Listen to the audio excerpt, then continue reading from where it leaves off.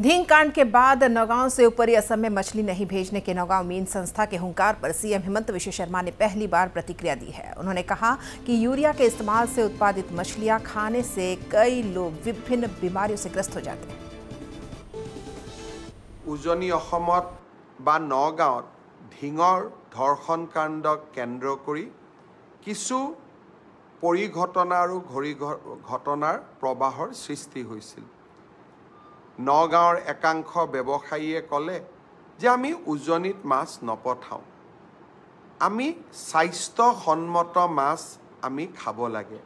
अस्वास्थ्यसन्मत माछ खाले आमार शरीरत क्षति हय। यथेष्ट यूरिया व्यवहार करी जी माछ पुखुरीत उत्पादन करा हय तार फलत आमार समाजत लाहे लाहे किडनी जितो रोग সেই रोग अभूतपूर्वभावे बृद्धि होइसे। आमी अসমत इमान डायलिसिस मेसिन आनिछु तथापितो किडनी डायलिसिसर कारणे वेटिंगत पेशेंट थाकेई। यार कारण हल एटा कारण हल यूरियारे समृद्ध करा माछर भक्षण।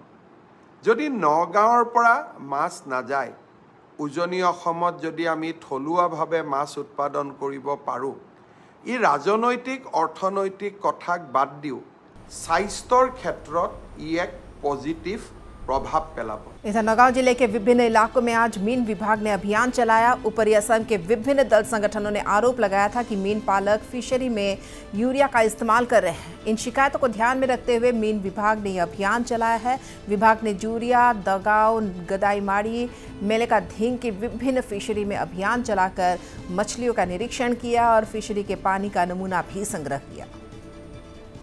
बर्तमान जितो आमार निউজবিলাকত আছে যে জুৰিয়াৰ উন্নয়ন খণ্ডতে হোক বা তেনেকুৱা আমি কিছুমান পুখুৰীত ইউৰিয়া ব্যৱহাৰ কৰি মাছ ডাঙৰ কৰাৰ কথা ওলাই আছে।